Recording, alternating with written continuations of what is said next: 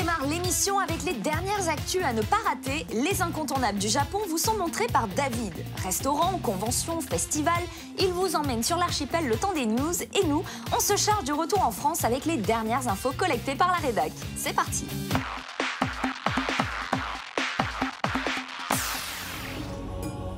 Konbanwa, salut à tous. Aujourd'hui, nous sommes à Fuchu, à peu près une quarantaine de minutes à l'ouest de Tokyo, et je vous emmène au Kurayami Matsuri.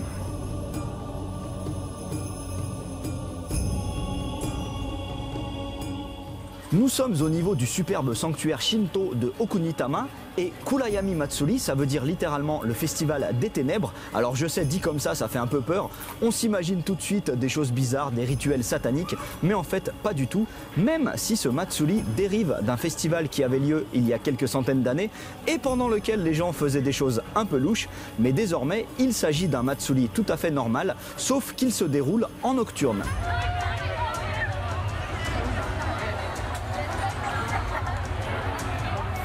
Comme dans tous les Matsuri, les mikoshi sont de sortie. Alors les mikoshi, c'est ce qu'on appellerait en français des palanquins.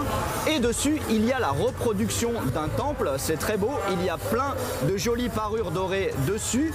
Et en fait, ces mikoshi sont censés contenir des divinités. Donc on promène ces divinités dans tout le quartier pour le purifier spirituellement. Pendant le Kurayami Matsuri, il y a en tout 8 gros mikoshi qui sortent. Ils sortent à 6 h du soir et ils rentrent officiellement au temple principal à 4 h du matin. Donc il faut tenir le coup.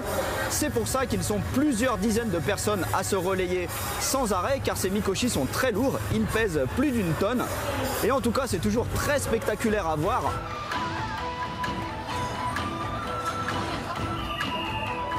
En tout cas, pour moi, la meilleure raison de venir au Kurayami Matsuri, c'est pour pouvoir admirer des énormes taiko, des tambours géants. Le plus gros d'entre eux pèse plus de 5 tonnes avec un diamètre de plus d'1,80 m. Et il tape dessus sans arrêt de 6 h à 9 h du soir avec ces sortes de battes de baseball, les bachi. Et ce qui est marrant, c'est que chacun a sa façon de frapper. Il y en a qui frappent comme des mules, d'autres qui prennent une pose super stylée avant de frapper. Et en plus, il y a un rituel intéressant, c'est-à-dire que la personne au sommet du taiko descend d'abord une lanterne avant que l'autre ne frappe. Pourquoi? Eh bien parce qu'à l'origine, ce festival se déroulait dans l'obscurité quasi totale, donc il ne voyait rien. Et autre détail marrant, tout le monde peut participer. Du coup, j'ai même vu des jeunes filles ou encore un petit garçon frapper le taiko alors que le taiko faisait genre 4 fois sa taille. C'était très drôle.